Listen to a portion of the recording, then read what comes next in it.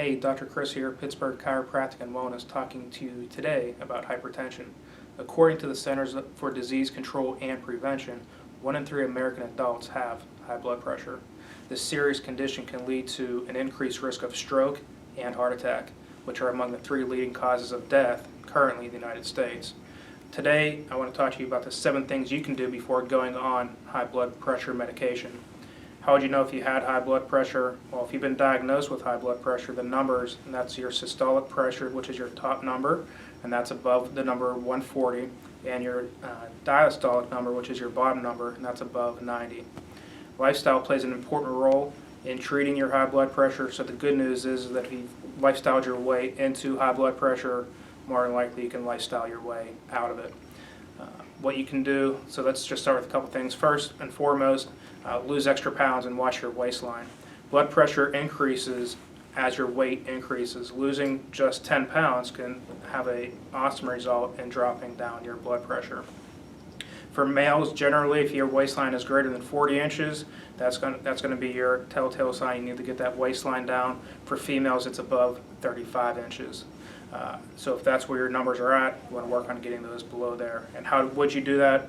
With diet and with exercise. So let's talk about exercise first. You want to exercise regularly. So that's most days of the week. So that's at least 4 days of the week.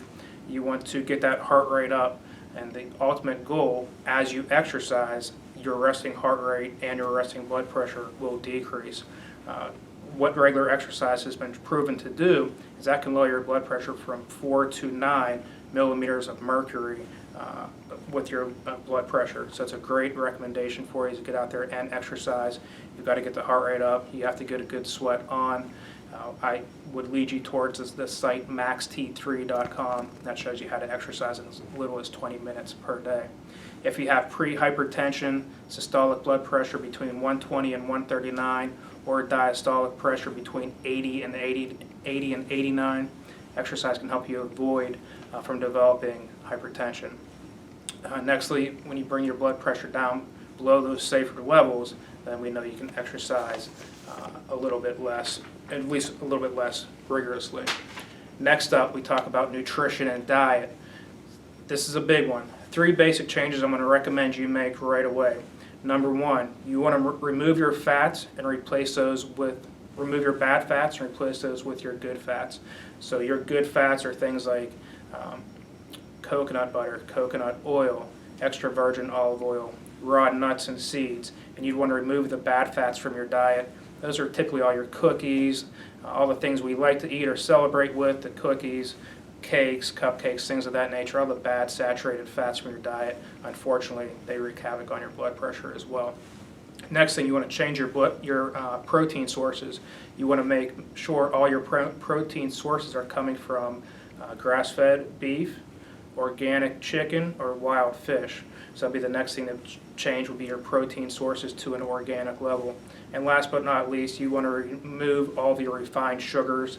Typically the rule of thumb is anything white bread, white pasta, white rice, to name a few.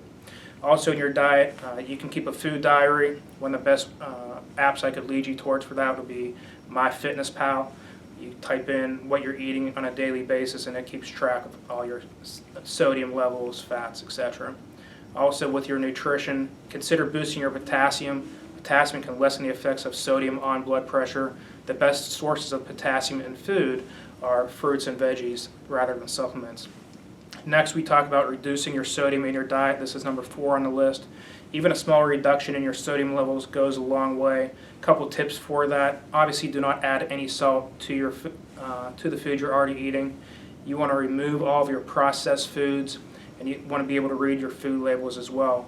Typically, the rule of thumb to limit your sodium would be to 2,300 milligrams per day or less.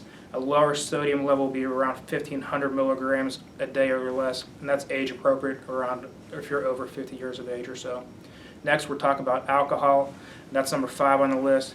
You want to limit your alcohol as much as possible. Research is out there that if you have a glass of wine a day, that it actually can be beneficial for blood pressure. So if you're in that 1 drink a day category, you can stay in that range. But if you're drinking more than that, it can have a detrimental effect with your overall blood pressure ranges. So if you're drinking a lot, be careful noting if you do have high blood pressure, knowing that is not doing you any favors. Next, we'll talk about stress. Stress is number 6 on the list. Stress or anxiety can temporarily increase your blood pressure. Take some time to think about what's causing your stress, whether it's financial stress, work stress, family disharmony. Once you know what's causing your stress, consider how you can eliminate or reduce that stress. And if you can't eliminate all your stressors, you can at least cope with them. And if you're having a hard time coping with them, you seek counseling. A lot of times if you talk it out, even if it's to a third party, it helps out tremendously. And last but not least, it's probably going to shock a couple of you, chiropractic adjustments to the cervical spine. And I know you're thinking, what in the world does chiropractic have to do with high blood pressure? Well, a lot of research is out there. When you get adjusted, and that's the top bone in your neck, and that's called your atlas. The atlas is the top bone, and research shows when it's out of alignment, it can affect blood flow to the arteries at the base of the skull.